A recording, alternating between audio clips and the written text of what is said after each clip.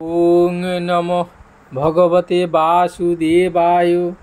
ওং নমঃ ভগবতে বাসুদেবায়। ওং নমঃ ভগবতে বাসুদেবায়।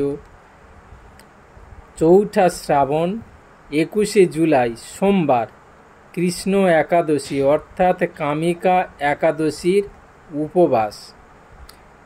5 শ্রাবণ 22 জুলাই মঙ্গলবার, কৃষ্ণ দ্বাদশী। একাদশীর পারণ ভোর 5টা 2 থেকে সকাল 7টা 7 পর্যন্ত। এই একাদশীর উপবাসের কি মাহাত্ম্য এবং এই একাদশী করলে কি ফল লাভ করবেন তা একবার হলেও শ্রবণ করুন। শ্রাবণ মাসের কৃষ্ণপক্ষিয়া কামিকা একাদশীর কথা ব্রহ্মবৈবর্ত পুরাণে যুধিষ্ঠির শ্রীকৃষ্ণ সংবাদে বলা হয়েছে।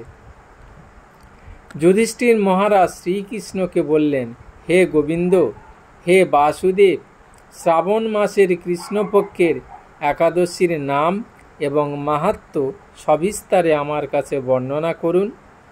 তা শুনতে আমি অত্যন্ত কৌতূহলী। প্রত্যুত্তরে ভক্তবৎসল ভগবান শ্রীকৃষ্ণ বললেন, হে রাজন, পূর্বে দেবর্ষি নারদ প্রজাপতি ব্রহ্মাকে এই প্রশ্ন করলে তিনি যে উত্তর প্রদান করেছিলেন, আমি এখন সেই কথাই বলছি। আপনি মনোযোগ সহকারে তা শ্রবণ করুন। এক সময় ব্রহ্মার কাছে ভক্তশ্রেষ্ঠ নারদ জিজ্ঞাসা করলেন, হে ভগবান, শ্রাবণ মাসের কৃষ্ণপক্ষিয়া একাদশীর নাম কি? এর আরাধ্য দেবতাকে? সেই ব্রতের বিধিই বা কীরকম এবং এই ব্রতের ফলে কি পুণ্য লাভ হয় তা সবিস্তারে জানতে ইচ্ছা করি। আপনি কৃপা করে তা আমাকে জানালে আমার জীবন ধন্য হবে। শ্রী নারদের কথা শুনে ব্রহ্মা অত্যন্ত সন্তুষ্ট হলেন। তিনি বললেন, হে বৎস, জগৎ জীবের মঙ্গলের জন্য আমি তোমার প্রশ্নের উত্তর দিচ্ছি, তুমি তা শ্রবণ করো। শ্রাবণ মাসের কৃষ্ণপক্ষিয়া একাদশী কামিকা নামে জগতে প্রসিদ্ধা। এই একাদশীর মাহাত্ম্য শ্রবণে বাজপেয় যজ্ঞের ফল লাভ হয়। ভগবান শ্রীহরির পূজা অর্চনা অপরিমিত পূর্ণ ফল প্রদান করে। গঙ্গা, গোদাবরী, কাশী, নৈমিষারণ্য, পুষ্কর ইত্যাদি তীর্থ দর্শনের সমস্ত ফল একমাত্র কৃষ্ণ পূজার মাধ্যমে কোটি গুণ লাভ করা যায়। সাগর ও অরণ্যযুক্ত পৃথিবী দানের ফল, দুগ্ধবতী গাভী দানের ফল অনায়াসে এই ব্রত পালনে লাভ হয়। যারা পাপপূর্ণ সাগরে নিমগ্ন, এই ব্রতই তাদের উদ্ধারের একমাত্র উপায়। এই রকম পবিত্র পাপনাশক শ্রেষ্ঠ ব্রত আর জগতে নেই। শ্রীহরি স্বয়ং এই মাহাত্ম্য কীর্তন করেছেন। রাত্রি জাগরণ করে যারা এই ব্রত পালন করেন তারা কখনো দুঃখ দুর্দশাগ্রস্ত হন না। এই ব্রত পালনকারী কখনো নিম্ন যোনি প্রাপ্ত হন না।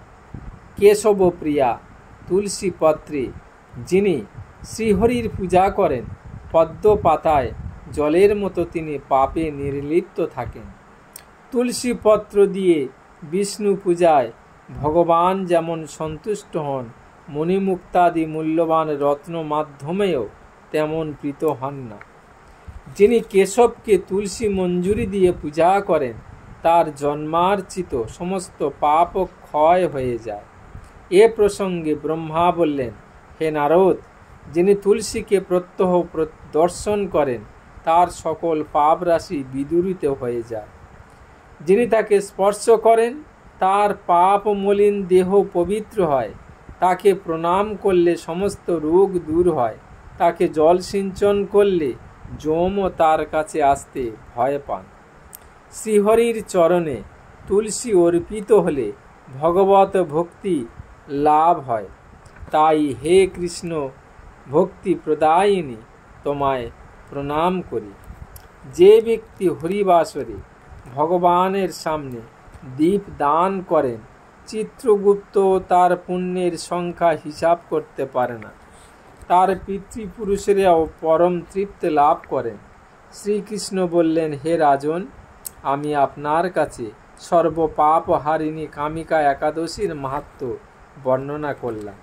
অতএব যিনি ব্রহ্মহত্যা, ভ্রূণ হত্যা, পাপ বিনাশিনী, মহাপুণ্য ফলদায়ী এই ব্রত পালন করবেন ও মাহাত্ম্য শ্রদ্ধা সহকারে পাঠ করবেন, তিনি সর্ব পাপ থেকে মুক্ত হয়ে বিষ্ণু লোকে গমন করবেন।